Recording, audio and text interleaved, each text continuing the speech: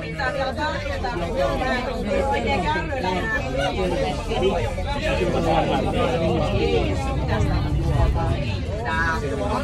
Otetaan täältä nyt sitten joku. Haluatteko te jotain härskiä? Joo. Onko mä kertonut täältä? Siinä on okei, mahtavaa, mennään sillä.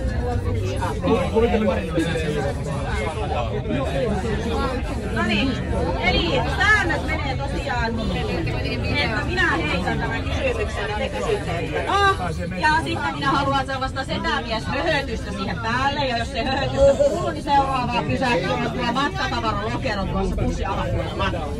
Ihan vaan sellainen laiton uhkaus. Mutta mitä yhteistä on pinaattikeiton syömisellä ja analiseksillä?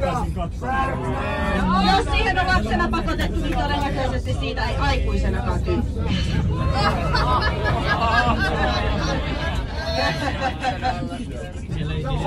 Mutta hei, otetaan täältä nyt vielä joku toinen.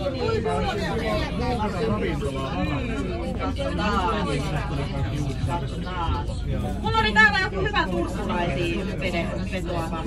No, mutta hei, täällä on kuule, missä TV-sarjassa etsitään parasta runkkaria? Huippunällihaussa. Tosi hassu hauskaa. Mutta hei, niille, jotka ei ole vielä minun pussissa ollut, saa sellaista infoa, että meillä on tosiaan 2 bussia, jotka ajavat ristiin näitä meidän saloja. Ja minä olen bussissa numero 1. Ja minulla on semmonen kili-kello, jota minä kilisitän, kun tulee paikan päälle ja tarjun sitten näin, mihin seuraavaksi mennään. Anteeksi, minä karjun kovellaan vielä.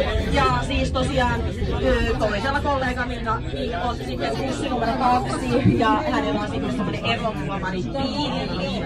Ja isoin ero meillä on varmaan se, että mulla on tämmönen kaunis kalahattu päässä, minä olen nuori ja vitu on sitten vähän vanhaa.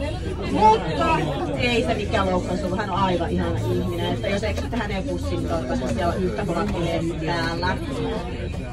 Ai jaa.